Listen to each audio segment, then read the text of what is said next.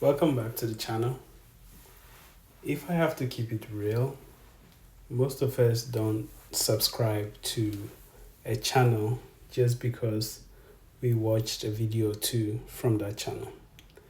We usually try to make sure that whatever content that is coming from that channel meets our interest, whether it is for information, entertainment, or educative purposes.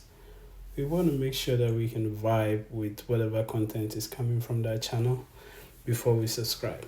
I do that too. And so I honestly understand why so many of you watch my videos and don't subscribe. But I believe if you are here or coming back for at least for the fifth time, please subscribe. Please. I'm begging you. Um, it means that we can vibe or we have similar interests, right? So on that note, thank you for my new subscribers. I really appreciate the trust. In this video, I am going to talk about a topic that I believe everyone should know before starting their building process.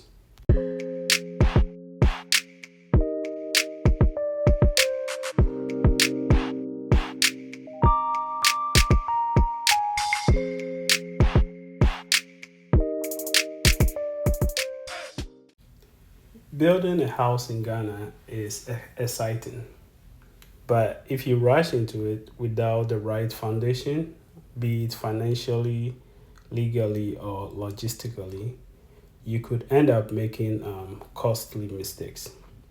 In this video, I'm giving you a final update of the interior plastering of my project, and along the way, I will share some of the most important things you need to know to before you consider starting your own building journey in Ghana or anywhere else in the world that have similar building practices or process as Ghana.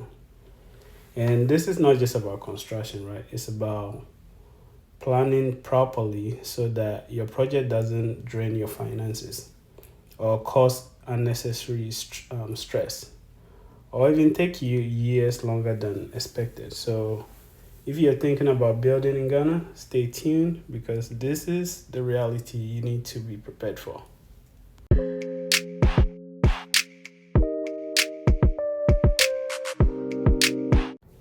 Let's start with the most important thing, your finances. A lot of people start building without fully understanding how much it will actually cost. They buy the land, lay a foundation, and then get stuck because they didn't budget for the full project. Before you even break ground, sit down and map out every phase. I'm talking about the foundation, the walls, the roofing, the plastering, the flooring, electrical works, plumbing, painting, everything.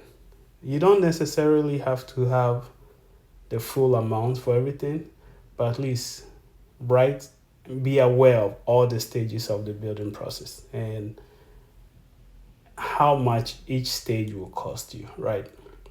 The worst thing you can do is start strong and then struggle to finish because you underestimated the cost. Okay. And don't forget the hidden expenses like permits, documentation, and even transportation for materials. Prices in Ghana, especially, fluctuate a whole lot. Even sometimes from morning to evening, prices change. So if you don't have a good financial cushion, unexpected costs can slow you down. For this plastering phase alone, I had to adjust my budget due to material price changes. Okay. So always plan for inflation and unexpected expenses.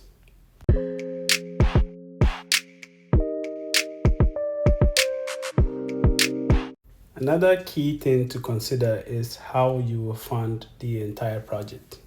Are you paying out of pocket? Are you financing it in stages? Will you rely on your salary or business to support your project? Whatever the case is, make sure your source of income is stable enough. I can't stress this point enough. Like, make sure your source of income is stable enough to sustain the project without affecting your financial obligations, right? Let me give you a personal anecdote. Before I started this project, I have a side hustle that my initial intention was to use that side hustle money to fund my project in Ghana. But life happens, revenue from that side hustle dwindle, and I have to rely on my paycheck or my salary to fund a portion of my project, and that's okay. I fortunately for me, I was able to do it, but I had to plan ahead of time to be able to do that. So you always have to plan to make sure that your finances are stable. Nothing worse than building in Ghana and sending money to Ghana while you're struggling financially in your home. I would say home country, but let's say in the US or UK, and you're struggling financially, but you're sending thousands of dollars to your home country for a building project. So just make sure that you're living okay wherever you are. It don't mean that you have to have the nicest car or the nicest building. Comfort is subjective. So whatever makes you comfortable, make sure you're comfortable before you send all your money to Ghana for a project. I see a lot of people start building and then struggle because their entire paycheck goes into construction, leaving them financially stretched. If you're planning to build, right, if you're building while living in another man's country, make sure you're not putting too much strain on your day-to-day expenses. Construction takes time, and if your income isn't consistent, your project could be stuck for years. Okay.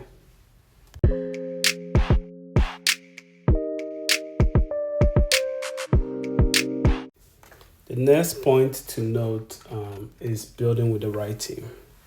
No matter how much planning you do, your success depends on the people executing the work.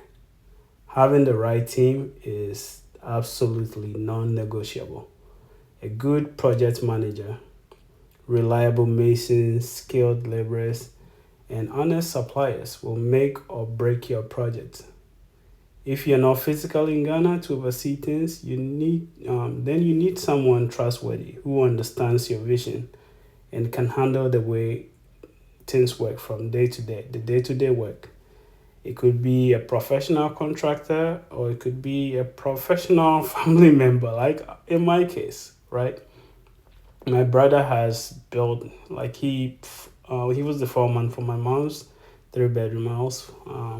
I was 6 bedroom in the village. He did that. He built his own 5 bedroom house. So his experience, right, in the building construction stage. I mean, is he like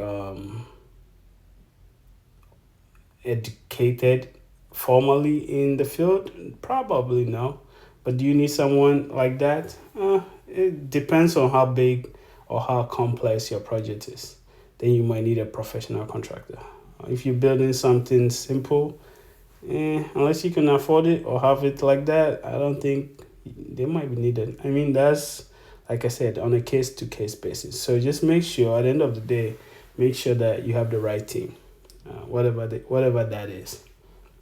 Personally, I make sure I am involved in every single phase. I don't just send the money and hope for the best. I get updates, ask for videos, pictures, and check in regularly. The one time I wasn't able to do that was when my wife had our last baby 2 years ago. Almost 2 years ago. I had so much on my mind. I couldn't, you know, like my new baby was priority. Building a house should have been a priority, but it wasn't. So that was the only time in my project that I felt like I wasn't involved 100%. So even with a good team, I double check their work because mistakes happen. Humans make mistakes. And if you don't catch them early, they can cost you more money later. So just make sure you're present 100% every day of the project. Okay.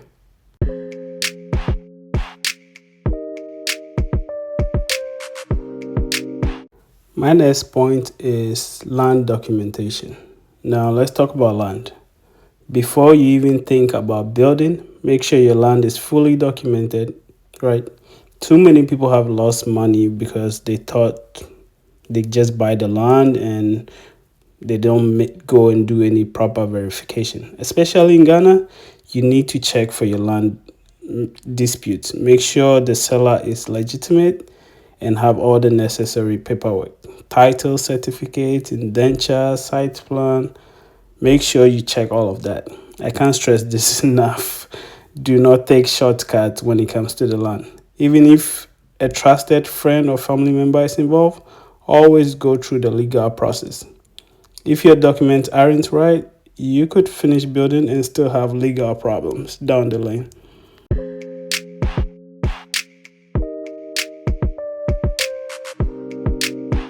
The next thing is to make sure you understand the building process in Ghana. Another thing people overlook is understanding how construction actually works in Ghana. If you're used to how things are done in the US or Europe, you realize very quickly that the system in Ghana is different.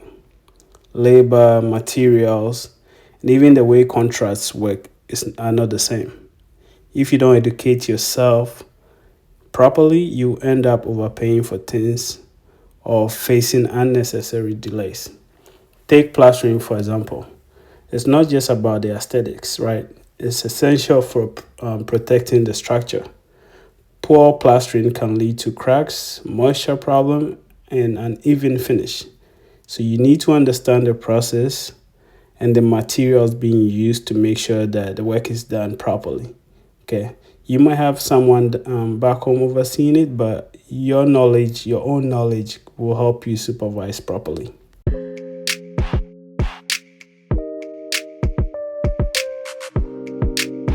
The next thing you need to know before you start building in Ghana is your project timeline. One thing people don't always talk about is how long construction can take in Ghana. If you're expecting to finish everything in few months, I mean, unless you have it like that, you're in for a big surprise. Material shortages, labor delays, weather condition, all of these things can slow you down. I've had to adjust my own plan timeline several times, more than once, because of unexpected things coming up. Patience is key. You have to be flexible like a rubber and understand that no matter how much plan or how much you plan, things will always go 100%. What's important is having a long term view and staying committed to finishing the project, even if it takes longer than expected.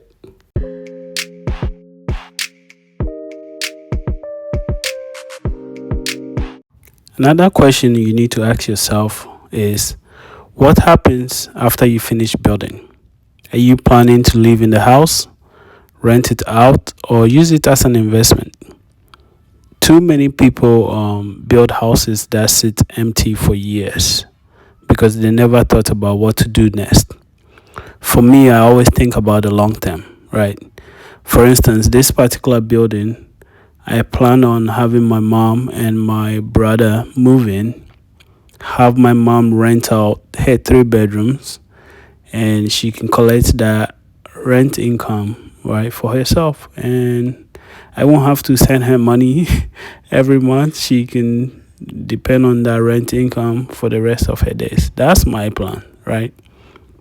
Um, if I ever decide to rent this particular building too, I want to make sure that the house is designed in a way that is attractive to tenants. I could rent the second floor, the third floor separately. If I decide to sell it in the future, I want to make sure that I am adding value at every stage so that I get a good return on my investment.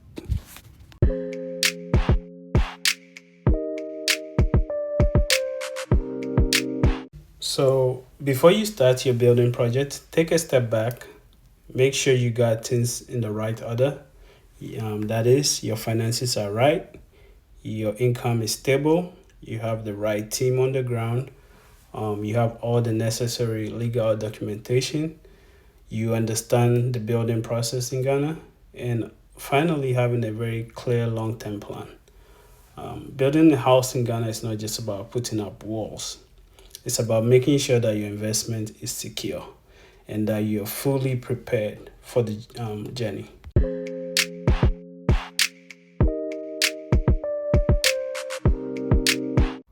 I hope you found this update helpful. Let me know in the comments what are your biggest concern when it comes to building in Ghana, and if you're already building, what's one lesson you've learned so far? Don't forget to like, subscribe, and hit the notification bell for more updates on this project and everything I've learned along the way. Thank you all for watching. I really appreciate it. Once again, like I said, please subscribe. But until then, I'll see you in my next video. Have a great weekend, y'all. Bye-bye.